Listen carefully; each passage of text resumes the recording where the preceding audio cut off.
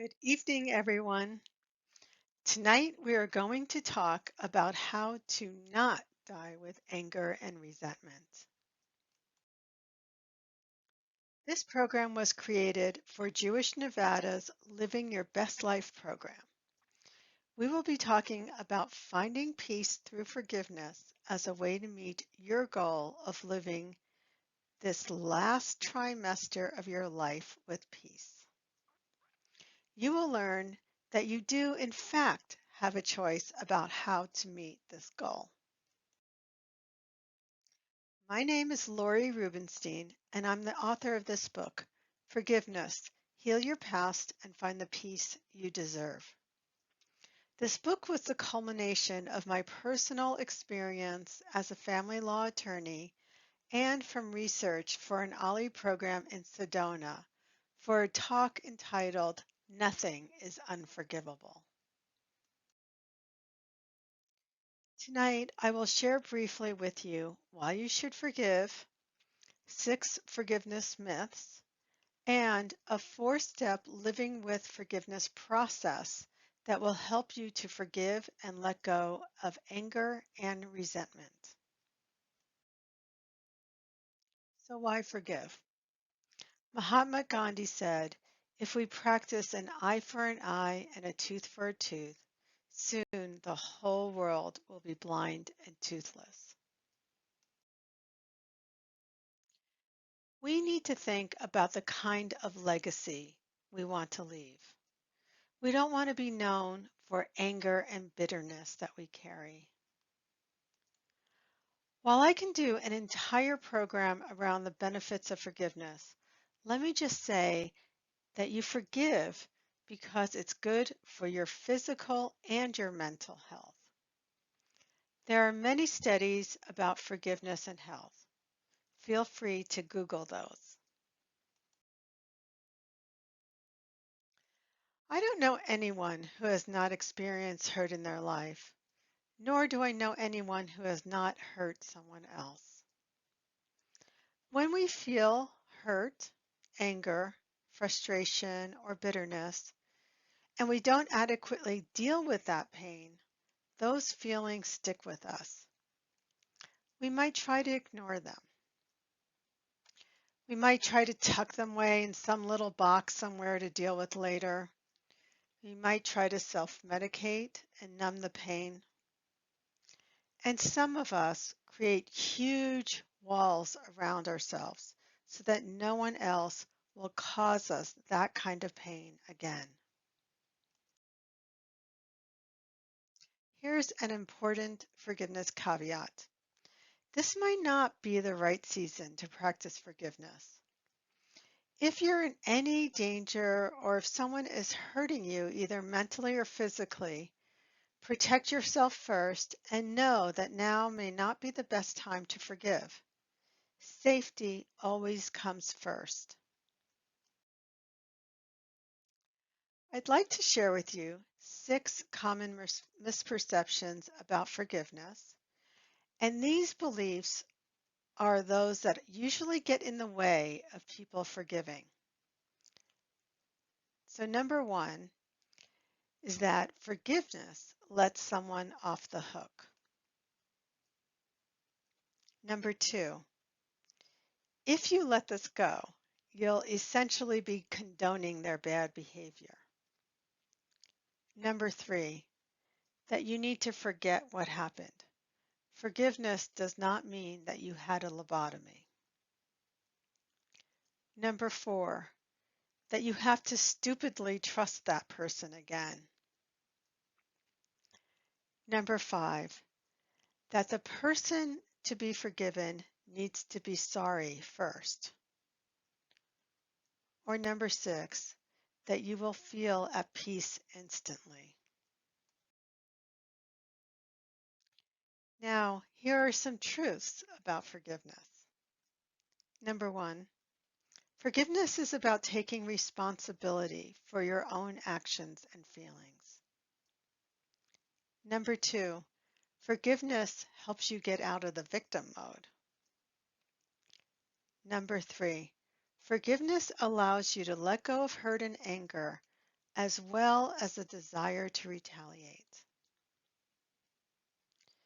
Number 4, the event or the person no longer gets to control you. Number 5, because forgiveness is a discipline, the more you do it, the easier it becomes, and the lighter your load will be.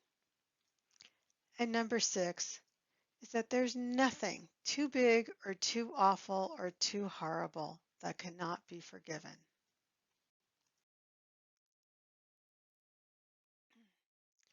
So this is a very quick overview of the living with forgiveness process. We start with the first step, which is acceptance. Acceptance of what is true about our situation, because it's only from the truth that we can heal. And the truth is complicated. I find it's easier to get to the truth when you're willing to see it from many different perspectives. Please understand that forgiveness does not mean that what the other person did is okay. Look, we've all made mistakes, and no one wants to be judged by the worst thing they've done. So please stay open to seeing things differently. Number 2, step number 2, personal responsibility. The bottom line is that you are responsible for how you continue to feel or think about your past.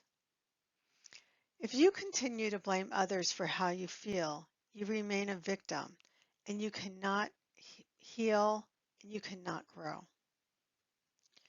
When I take personal responsibility for my part in any situation, it gives me the ability to let go of blaming others and to change how I view the situation. It actually puts me back in the driver's seat of my own future. Number 3, the gifts or the lessons. This is where great ahas come into play. When you forgive, you feel empowered. You feel courageous. You move from victim to victorious. And then your self-esteem rises because you know you can be hurt and you can recover. So to discover unrealized lessons, ask yourself, what do I know now that I did not know before? And also ask, how have I changed as a result of this situation? The final step, step 4, is gratitude. One of the best ways I know of staying in gratitude is to practice it. With gratitude, life situations become more bearable, and you can let things come and go with grace and ease. And when we live in gratitude, our walls start coming down, and we allow space for what we most want in life to come in, and that is love.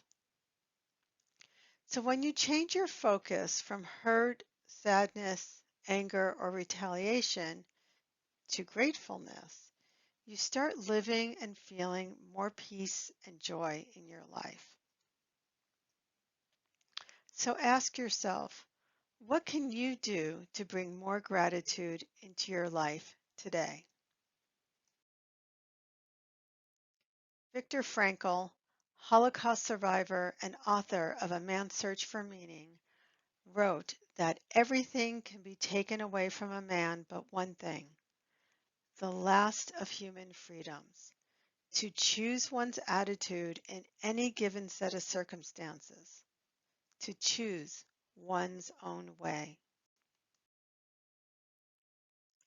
Healing and transformation, letting go of anger, resentment, and bitterness is possible by going within and changing your perspective. It happens by letting go of the wish that the past could be different. Ask yourself, what story am I living?